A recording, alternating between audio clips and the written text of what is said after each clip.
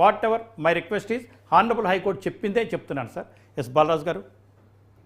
ముందుగా సాంబశివరావు గారు మీకు, అదేవిధంగా న్యూస్ 360 ప్రేక్షకులకి, అదేవిధంగా యాజమాన్యానికి, అదేవిధంగా ప్యానెల్ పెద్దలు, నూతనంగా ఎన్నికైనటువంటి రాజ్ ఠాకూర్ గారికి నా శుభాకాంక్షలు, అదేవిధంగా ప్రేమేంద్ర రెడ్డి గారికి నమస్కారం. ప్రధానంగా ఈరోజు న్యూస్ 360లో డిస్కస్ చేస్తున్న అంశాలు 2-3 అంశాలు ఉన్నాయి సార్.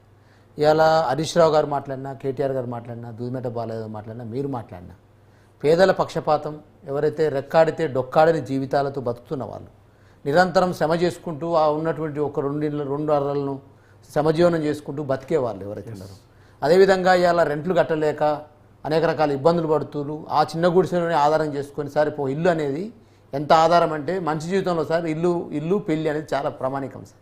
ఆ ఇల్లులో 30 సంవత్సరాలు సార్, ఒక్కరోజు ఈరోజు కాదు వాళ్ళు ఉన్నది, 30 ఏళ్ళ నుంచి జీవనం కొనసాగిస్తూ ఉన్నారు. ఆ జీవనం కొనసాగించే క్రమంలో వారు ఉంటున్నటువంటి ఏదైతే ఇల్లును నిర్దాక్షిణ్యంగా ఎటువంటి పర్మిషన్ లేకుండా, ఎటువంటి నోటీసు లేకుండా, ఎటువంటి సమయం ఇవ్వకుండా హడావుడిగా సండే రోజు, సాటర్డే రోజు, హాలిడే రోజు వచ్చి కూలగొట్టడమే ఈ ప్రభుత్వం చేసిన మొదటి తప్పు సార్. ఎప్పుడైతే మేము ఏదైతే జూలై హైడ్రా ఏర్పాటు సార్, హైడ్రా ఏర్పాటు పట్ల కానీ, హైడ్రాకు నియమించబడిన రంగనాథ్ గారి యొక్క వ్యవహార శైలి పట్ల కానీ మాకు ఎటువంటి అభ్యంతరం లేదు సార్. అదేవిధంగా ఈ హైదరాబాద్ ప్రాంతంలో ఇలా సార్ ఇలా హైదరాబాద్ అనే మెట్రోపాలిటన్ సిటీగా మారింది. సుమారు 1 కోటి పైచిలకు జనాభా ఇక్కడ నివసిస్తూ ఉన్నది.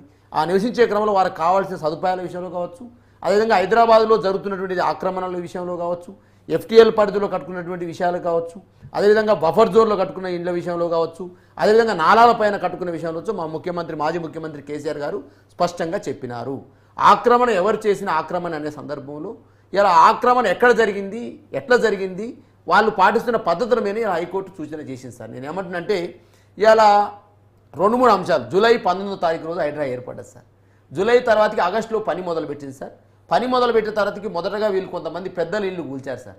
అప్పుడు హైడ్రాకు అప్రిషియేషన్ వచ్చింది సార్, 100% అప్రిషియేషన్ వచ్చింది. మేము ప్రతిపక్షంలో ఉన్న మేము కూడా ఏం చెప్పినామంటే 100% పెద్దవాళ్ళు ఎవరైనా ఉన్నట్టయితే, అటువంటి ఆక్రమణ నిజమైన తేలితే, అది FTL అంటే చెరువు లోపల కట్టినట్టయితే, చెరువును ఆక్రమించినట్టయితే, ఆ చెరువు రేపు హైదరాబాద్ ముప్పు కారణమైతే ఆక్రమణ అనేది 100% కూలగొట్టాల్సిందని బీఆర్ఎస్ పార్టీ చెప్పినాం సార్. తదనంతరం ఎప్పుడైతే మీరు పెద్దవాళ్ళని వదిలిపెట్టి పేదవాళ్ళ వచ్చే క్రమంలో సార్ 2 అంశాలు చెప్పింది సార్. ఇలా అమర్ సొసైటీలో ఉన్నటువంటి ఇల్లు, ముఖ్యమంత్రి గారు స్వయాన రేవంత్ రెడ్డి గారి యొక్క సోదరుడు తిరుపతి రెడ్డి గారి ఇల్లు ఒకటి ఎలిగేషన్కి వచ్చింది సార్. తదనంతరం ఇవాళ నిన్న హరీష్ రావు గారు ఒక స్పీచ్లో చెప్పారు సార్, కొడంగల్లో రెడ్డికుంట అనే కుంట ఉంది, సర్వే నెంబర్ 33లో రేవంత్ రెడ్డి స్వయాన ముఖ్యమంత్రి రేవంత్ రెడ్డి గారి ఇల్లే ఇవాళ FTL పరిధిలో ఉంది, దాన్ని కూలగొడతారా, కూలగొడితే తర్వాత బయట వాళ్ళు పేదవాళ్ళ మీకు రాండి అని 2 చెప్పారు సార్. 3వ అంశం సార్, ఇలా మహేందర్ రెడ్డి గారు మాజీ మంత్రి గారు సార్, వారు చెప్పారు అయ్యో నాది కూడా కొంత ఉందయా, బఫర్ జోన్లో ఉంది, FTL పరిధిలో ఉంది, మరి ఇక నేను కూడా కొంత ఆక్రమించుకున్న మాట వాస్తవంగా చాలామంది ఆక్రమించుకున్నారని వారే స్వయాన్ని చెప్పారు సార్. ఇలా ఈ రాష్ట్ర క్యాబినెట్లో 12 మంది ఉంటే సార్, ఆ 12 మందిలో రెవెన్యూ శాఖ మంత్రి గారి సంబంధించినటువంటి ఏదైతే ఫామ్ హౌస్ ఉందో దాంట్లోనే ఉన్నది సార్. అదేవిధంగా రేవంత్ రెడ్డి గారికి సంబంధించినటువంటి ఫామ్ హౌస్ కూడా FTL పరిధిలోనే ఉంది సార్. ఇలా చాలామంది ఫామ్ హౌజులు, చాలామంది సంబంధించిన హౌజులు కొన్ని FTL పరిధిలో ఉన్నాయి సార్.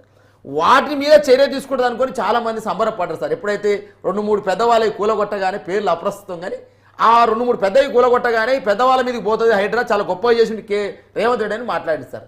ఎప్పుడైతే ఓన్లీ ప్రామాణికంగా అంటే బూచిగా మాత్రం పెద్దవాళ్ళని ఒకరిద్దరిని చూపించి బలి చేసే మాత్రం పేదవాళ్ళు అనేటువంటి ఎప్పుడైతే హైడ్రా చర్య తీసుకుందో అప్పుడు జనం రియాక్ట్ అయ్యారు సార్. ఎప్పుడయ్యారు సార్, మీరు ఏదైతే మూసీ సుందరీకరణ పేరుతోటి ఇలా ఇదే రేవంత్ రెడ్డి గారు ముఖ్యమంత్రి గారు 2 రకాల 3 రకాల సందర్భాల్లో స్పీచ్లో చెప్పారు సార్, మూసీ సుందరీకరణ చేయబోతా ఉన్నాం, 50,000 కోట్లు అవసరమైందని చెప్పారు సాంబశివరావు సార్. తర్వాత తదనంతరం చేద్దాన్ని 150,000 కోట్లకు పెంచారు సార్. 150,000 కోట్లు పెంచిన సందర్భంలో కొన్ని సౌదీ బేస్డ్ కంపెనీతో కానీ, కొన్ని పాకిస్తాన్ బేస్డ్ కంపెనీతో చర్చలు జరుగుతూ ఉన్నాయి, లేదా జపాన్ బేస్డ్ కంపెనీతో చర్చలు జరుగుతూ ఉన్నాయి. ఆ కంపెనీలకు ఇస్తా ఉన్నానని ఒక మాట వచ్చేది. 2వ మాట, ప్రపంచ బ్యాంకు నిధులు కూడా తీసుకొస్తామని చెప్పారు సార్. సార్ ప్రపంచ బ్యాంక్ ఇవాళ కమ్యూనిస్టులు అడుగుతాను సార్, ఈ టీవీ ద్వారా అడుగుతాను నేను, ప్రపంచ బ్యాంకు పేరు చెప్తేనే ఒంటికాల మీద లేసే కామ్రేడ్స్ ఎక్కడ ఉన్నారని అడుగుతా ఉన్నా సార్. ఇలా ప్రపంచ బ్యాంకు నిధులు తీసుకొచ్చి మూసీ సుందరీకరణ చేస్తే 100% ప్రపంచ బ్యాంకు గుత్తగా అప్పేస్తారు. నేను ఒకటి బాలరాజు గారు ఒక విషయం చెప్తాను, కమ్యూనిస్టు పార్టీలు చేయడం వల్లే కాలువలు ఆక్యుపై చేసుకోండి, చెరువులు ఆక్యుపై చేసుకోండి, ప్రభుత్వ భూముల్లో గుడిసెలు వేసుకోండి, నాలాలు ఆక్యుపై చేయండి, ఎవరైనా వస్తారో చూస్తామని చెప్పి పేద ప్రజల్ని రెచ్చగొట్టిందే భారతదేశంలో కమ్యూనిస్ట్ పార్టీలు. ఒకవేళ ఎవరైనా కమ్యూనిస్టు సోదరులు కామెంట్ చేయదలుచుకుంటే నా మీద కామెంట్ చేయండి. మిగతా విషయాలు నేను సపోర్ట్ చేస్తాను. కానీ ఆక్యుపేషన్లో మాత్రం ప్రభుత్వ భూముల ఆక్యుపేషన్లో కానీ, నాలాల ఆక్యుపేషన్లో కానీ, లేదా చెరువుల ఆక్యుపేషన్లో కానీ, కుంటల ఆక్యుపేషన్లో కానీ, కాలువల ఇవన్నీ కానీ చేసింది మాత్రం మ్యాక్సిమం కమ్యూనిస్టు పార్టీలే. ఇవాళ ఏం చేయదలుచుకున్నారు మీరు? హైదరాబాద్ని ప్రభుత్వ భూమి అడగండి, భూమిలో ఇల్లు కట్టుకోండి, పేద ప్రజలకు అక్కడివ్వండి. ఇది కాదు కదా వాళ్ళు చేసింది. వాళ్ళు చేసింది గత 70 సంవత్సరాల నుంచి ఇండియా మొత్తం చేశారు, ఈ తెలంగాణ కూడా చేశారు. సార్ సాంబశివరావు గారు, యా, ఇదే క్రమంలో నేను చెప్పేది ఏంటంటే, ఇవాళ 100% హైడ్రా విధి విధానాల మీద కానీ, హైడ్రా నియామకం పట్ల కానీ, రంగనాథ్ గారి యొక్క వ్యవహార శైలి మీద కానీ హైకోర్టు తప్పట్లేదు సార్. ఎస్, ఎక్కడ తప్పట్టిందంటే, ఇవాళ మీరు చేస్తున్న చర్యలు ఏదైతే ఉన్నాయో ఆ చర్యలకు సంబంధించి ఎందుకు మీరు ఆ హాలిడే రోజు చేస్తా ఉన్నారు, సండే రోజు వస్తేనే చేస్తా ఉన్నారు, లేకపోతే నోట్ ఇంకొక రెండోది హాలిడే సమయంలో ఎందుకు చేస్తా ఉన్నారు, సండే రోజు ఎందుకు చేస్తా ఉన్నారు, ప్లస్ నోటీసులు ఎందుకు ఇవ్వట్లేరు? వాళ్ళకు నోటీస్ సర్వ్ చేసి వాళ్ళకు కొన్ని రోజులు టైం ఇచ్చి మీరు మారాల్సిన అవసరం చెప్పి నోటీస్ ఇవ్వకుండా కూలగొడుతున్నారు అనేది ఇచ్చేస్తారు. ఇంకోటి కూడా సార్, ఇవాళ హైడ్రా ఏర్పడతారు, దాని విధానం ఏంటి సార్, దాని పరిధి ఏంటి సార్? ఇవాళ జిహెచ్ఎంసీ పరిధిలో హైడ్రా ఏర్పడి జిహెచ్ఎంసీ మొత్తం జిహెచ్ఎంసీ కూడా కొన్ని విధి విధానాలు ఉన్నాయి కదా, జిహెచ్ఎంసీ పరిధి మీరు ఉల్లంఘిస్తున్నట్టే కదా, జిహెచ్ఎంసీ యొక్క హక్కులని కూడా మీరు హరిస్తున్నట్టే కదా.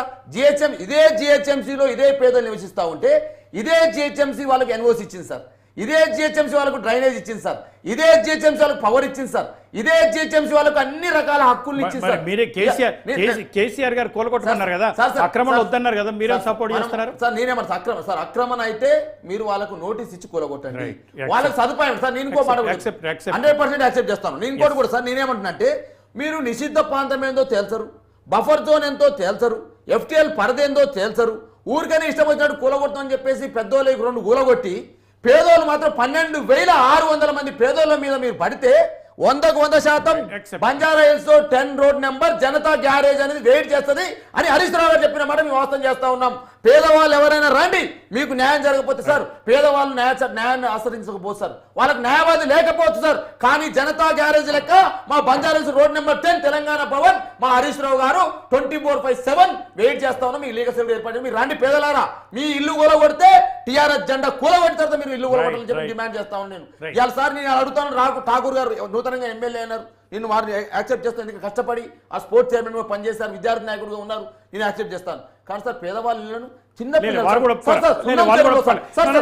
ఒక మాట సార్, సున్నం చెరువులో సార్ ఒక చిన్న అమ్మాయి ఏం మాట్లాడింది సార్, మా డాడీ బిగ్ బజార్ నుంచి ఒక బాటిల్ తెచ్చాడు, ఆ బాటిల్లో నీళ్ళు తాగుతాను నేను, కానీ ఆ బాటిల్ కూడా అంకులు తీసుకొని దాన్ని ఇరగొట్టిపోయారు పుస్తకాలను తీసేసి. ఒక్క నిమిషం బాలరాజు గారు, ఇది గౌరవనీయ ముఖ్యమంత్రి గారు